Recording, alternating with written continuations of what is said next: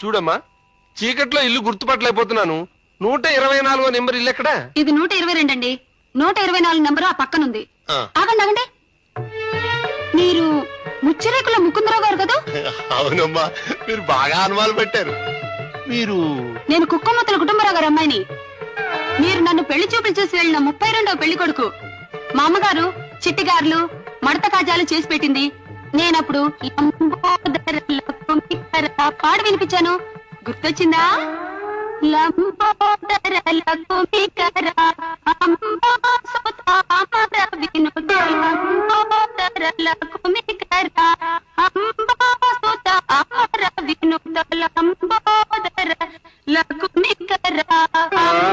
ఆగండి, లోపల వెళ్తారేమిటి? క్షమించండి అమ్మా, పెళ్లి చూపుల సంగతి గుర్తు చేసేసరికి నాకేమిటో మతిస్థిమితం తప్పినట్టయింది. బయటికి అలా వెళ్ళాలి